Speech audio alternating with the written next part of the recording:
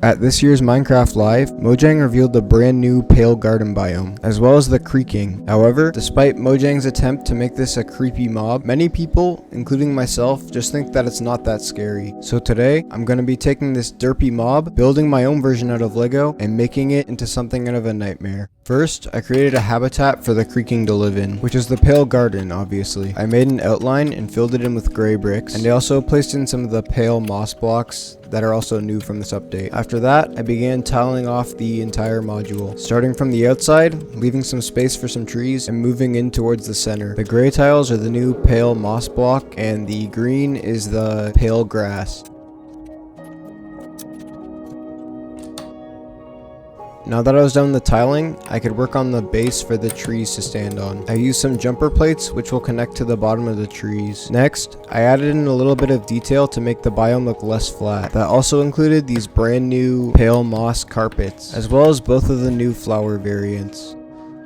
Now that all the finer details were complete, I could turn my attention to the pale trees. I decided to go for a light gray leaf design to match the vines, and for the tree trunk, I included some light bluish gray, some old gray, even a couple mason bricks to get that nice texture. Also for the front, I used tile and grill pieces. On the back, I also added a creaking heart. I think this is actually my favorite design for the pale tree because it is a lot more pale than the ones that we see in game, even though it may not be as accurate. Finally, I was able to put the trees in place and finish off the Pale Garden, giving us a very spooky environment for our new Creaking to live. But first, we actually need to build the new Creaking. First things first, I made the torso using some dark gray plates. I also added some mixel joints so I can connect his arms and legs. After that, I made his arms, which were very similar to that of the cave dweller, using some clip pieces and tiles. The left arm of the Creaking is a little different with this little wood piece sticking up above it. Once I connected both the arms, I made the legs next. Again, these are very similar to the cave dweller, except I made them a little bit shorter. I also made the roots with some clip pieces for the bottom of the leg. Now that the torso was done, I wanted to show you how I made the head, and more specifically the technique that I used for the eyes. I cut up a couple stickers from this sheet and used them to make eyes for the Creaking. I put the stickers on top of a mason brick and a 2x2 plate. I used some clips for some splintered wood detail, and then I built his lower jaw. For his wood splinter teeth, I used some clips and 1x1 studs. Then I realized I accidentally missed a 1x2 plate below his eyes, so I went back and fixed it. So when I was done fixing, he was ready to attach to the rest of the body. Now it was time to release my version of the Creaking onto the Pale Garden. Enjoy some of the shots I took of it.